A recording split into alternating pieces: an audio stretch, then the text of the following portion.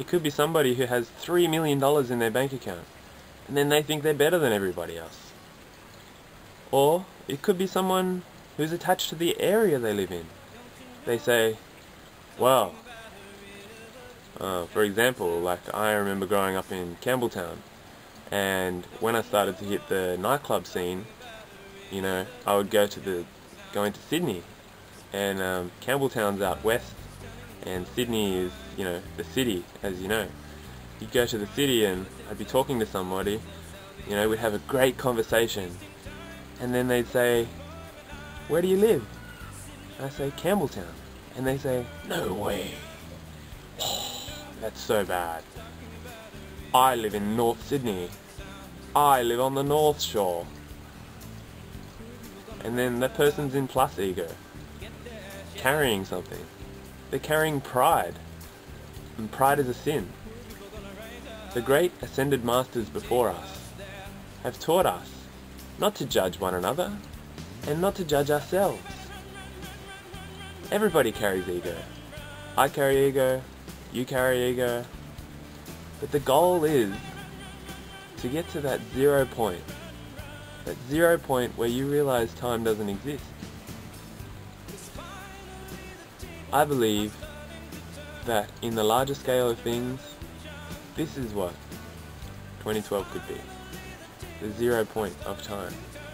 The place where space and time come together. You've all experienced at some stage in your life being in 0 point.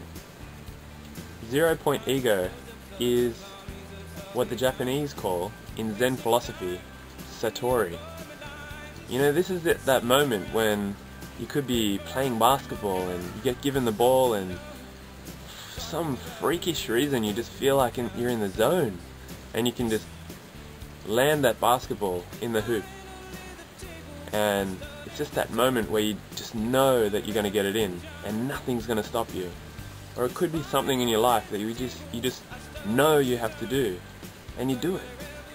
That's called Satori. And that 0 point, the samurais knew about in Japan. They would meditate on death every single day. And the meditation wouldn't be just on dying. It would be more on the feelings that they'll have when they die. And the mindset that they have. Not attaching themselves to anything exterior or materialistic, or carrying any baggage from past relationships or childhood pain or any sort of karma that's been inflicted upon them, or anything that they've done personally and they feel bad about. They let go.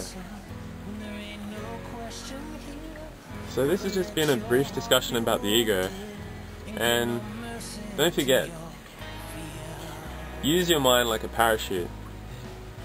Keep it open. Namaste.